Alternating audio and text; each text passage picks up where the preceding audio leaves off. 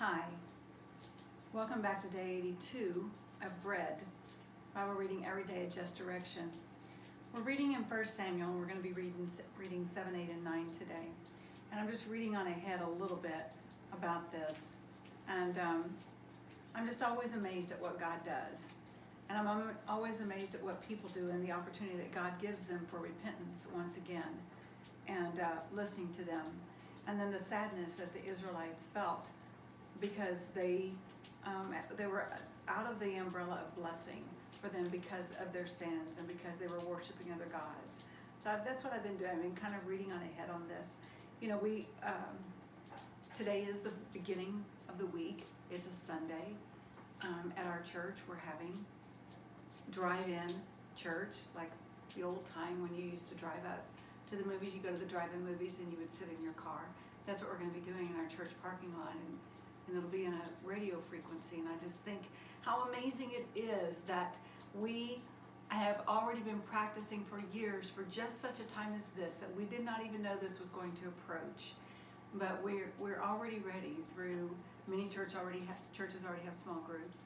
We're already ready because of social media. So we understand how to do these things. Years ago, we know what it is to have the drive-up churches. Drive-in movies. So now we get to do that as a church setting. So we've already been prepared to be able to do this. So where the enemy thinks that he's going to take something and cause destruction among God's people, no. God's people when you let God be in control, God's people take that and they turn that around for good. And that's what even the Lord tells us, what the enemy meant for bad, God means for good. So what you're going through today, and with what we're going through, not just as a city, a state, or even just as a nation, but as a world, what we're going through right now is bringing us all together. And we're all finding that what could be for destruction, we're seeing much good come out of that. So just be encouraged, be in prayer for your homes, your families, those that are around you, your loved ones, your friends. Reach out to people that maybe are not able to get to somebody. Like a friend of mine was posting, it was her birthday. Today's my brother's birthday. And actually yesterday was my brother's birthday. And, you know, it's a time where you don't get to go out and you don't get to celebrate on your birthdays. And like my friend was saying that, you know, for the first time I didn't even get to have hugs on my birthdays. So, you know, send a lot of love to people today. Send a lot of encouragement. Everybody needs it. All right, so I've got a little off track on some of the things that I wanted to say. But as we begin in 1 Samuel chapter 7 today, you're going to see how God just constantly cares for his people. And the way he is using Samuel and directing Samuel, this child that was given back to the Lord whenever his mom Hannah prayed for a child and vowed that she would give him back to the Lord. And she did, and how God is using Samuel as a redeemer, you know, for the people. 1 Samuel chapter 7. So the men of Kiriath Jearim came to get the ark of the Lord. They took it to the hillside home of Abinadab and ordered Eleazar his son to be in charge of it.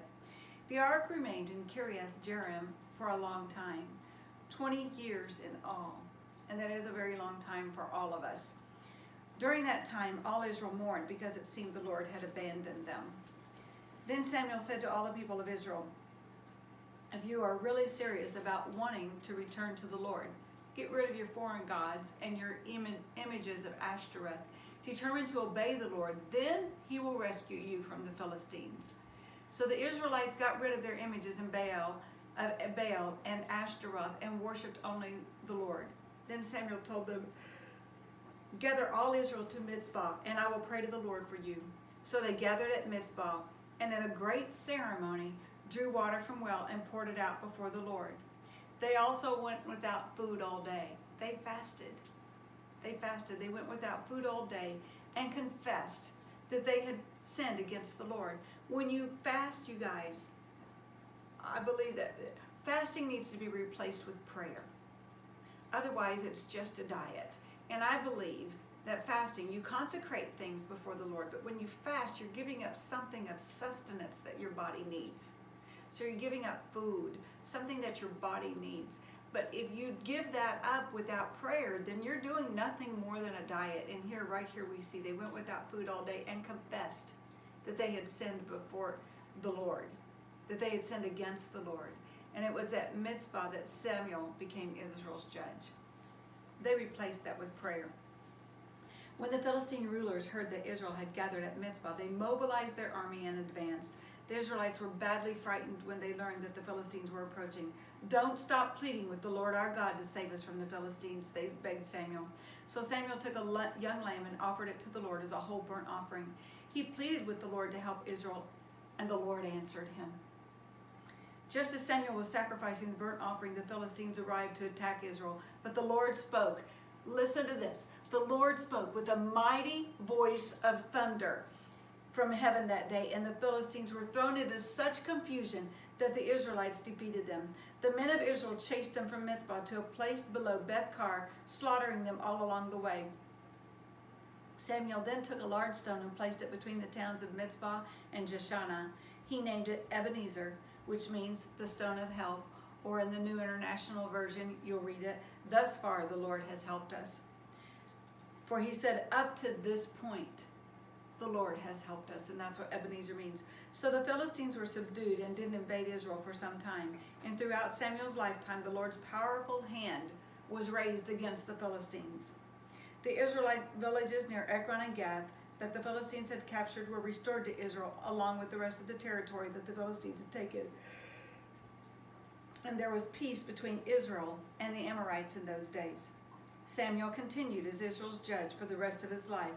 Each year he traveled around, setting up his court, first at Bethel, then at Gilgal, and then at Mizpah.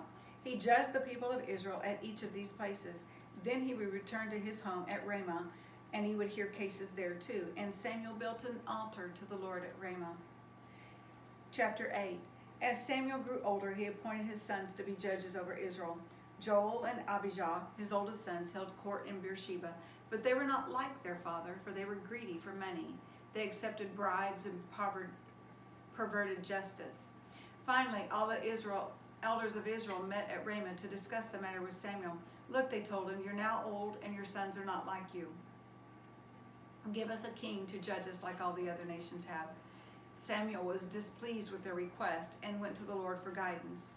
"Do everything they say to you," the Lord replied, "for it is me they are rejecting, not you. They don't want me to be their king any longer. Ever since I brought them from Egypt, they have continually abandoned me and followed after other gods. And now they are giving you the same treatment. Do as they ask, but solemnly warn them about the way a king will reign over them." So Samuel passed on the Lord's warning to the people who were asking him for a king. "This is how a king will reign over you," Samuel said. "The king will draft your sons and assign them to his chariots and charioteers, making them run before his chariots. Some will be generals and captains in his army. Some will be forced to plow in his fields and harvest his crops, and some will make his weapons and chariot equipment. The king will take your daughters from you and force them to cook and bake and make perfumes for him. He will take away the best of your fields and vineyards and olive groves and give them to his own officials. He will take away He will take a tenth of your grain and your grape harvest and distribute it among his officers and attendants. He will take your male and female slaves and demand the finest of your cattle and donkeys for his own use. He will demand a tenth of your flocks, and you will be his slaves. When that day comes, you will beg for relief from this king you are demanding, but then the Lord will not help you." But the people refused to listen to Samuel's warning. "Even so, we still want a king," they said. "We want to be like the nations around us. Our king will judge us and lead us into battle." See, they were looking for a leader, but they weren't seeing the leader that was right before their eyes. They weren't seeing Samuel as their leader. They weren't seeing God as their redeemer. They weren't seeing the Lord as their rescuer and as their ultimate king. So Samuel repeated to the Lord what the people had said, and the Lord replied, "Do as they say and give them a king." Then Samuel agreed and set the people home. Chapter 9. There was a wealthy, influential man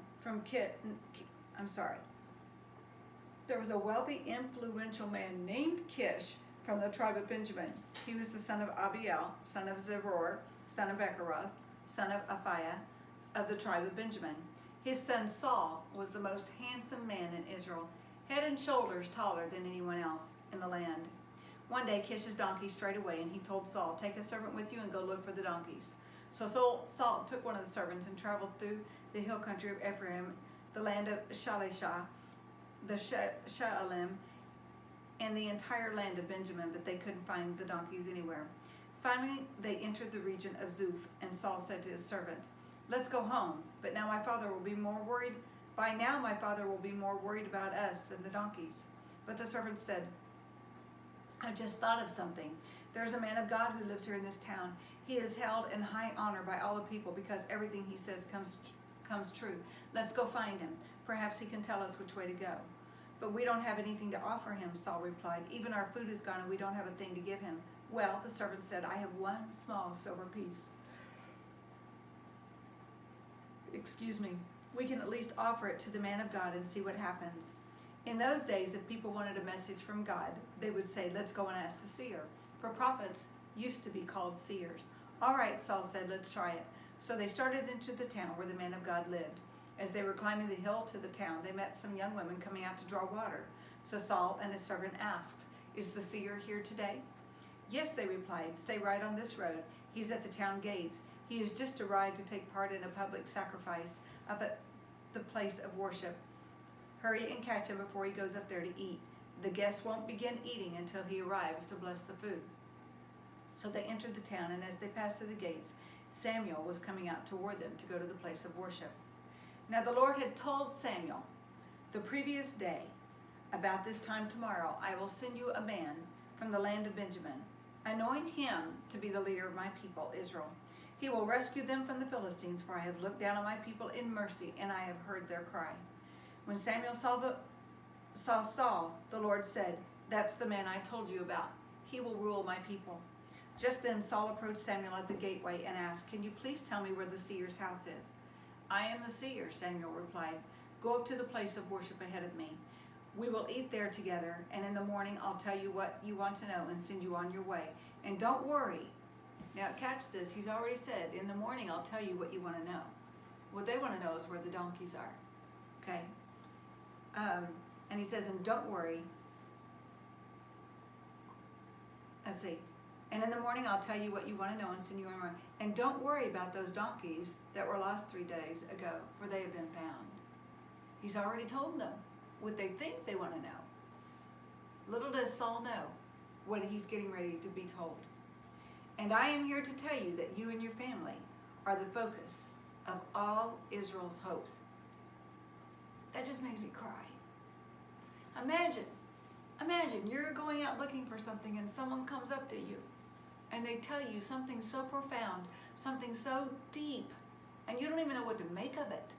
Saul at this point doesn't even know what to make of this. He's just a man that has come into the town to look for these donkeys that are missing. Wanted to go back because surely now my family is going to be worried about me. Let's go back. But the servant with him tells him, hold on, let's wait. Let's go here. You know, there were all sorts of excuses, but yet God was paving the way. God was ordering their direction, adjusting their direction. Saul replied, "But I'm only from the tribe of Benjamin, the smallest tribe in Israel, and my family is the least important of all the families of that tribe. Why are you talking to me like this?" Then Samuel brought Saul and his servant into the hall and placed him at the head of the table, at the head, the place of honor, honoring them above the 30 special guests. There were already 30 invited guests, and he brings in this stranger. But see, Samuel already knew. He already knew there was a special guest coming. He already knew there was one to be honored that was coming, even though he had invited those 30 guests. He already knew there was one even greater that was coming along for that would be at the banquet table. Samuel then instructed the cook to bring Saul the finest cut of meat, the piece that had been set aside for the guest of honor. See, he already knew. So the cook brought in the meat and placed it before Saul. "Go ahead and eat it," Samuel said. "I was saving it for you before I even invited these others." Underline that. Underline that in your Bible and get a hold of that. I was saving it for you before I even invited these others. So Saul ate with Samuel that day. This is such a precursor to Christ, to Jesus. It's such a precursor to him and us as the bride of Christ, of what he is saving for us, what he has prepared for us already. When they came down from the place of worship and returned to town, Samuel took Saul up to the roof of the house and prepared a bed for him there. At daybreak the next morning, Samuel called to Saul, "Get up, it's time you were on your way." So Saul got ready, and he and Samuel left the house together. When they reached the edge of town, Samuel told Saul to send a servant on ahead. After the servant was gone, Samuel said, "Stay here, for I have received a special message for you from God." Stay tuned. Stay tuned to hear the special message from God that we're going to be reading about tomorrow. Tomorrow we're going to start in 1 Samuel 10. We'll read through 12. I want you to make sure that you have your pens, your notepads, whatever it is, and be taking notes, underline. But even whenever you finish this with me, as we're going through the Bible together every single day, even as you finish this with me, take note, write the things down that meant something to you. Take note of what's happening here. Take note of the way that God has adjusted the direction that Saul and his servant were taking, and the way that his direction is going to be completely changed. That of not only him, but of his family and all the Israelites. Okay, I'll see you again tomorrow. Have a blessed day. Bye-bye.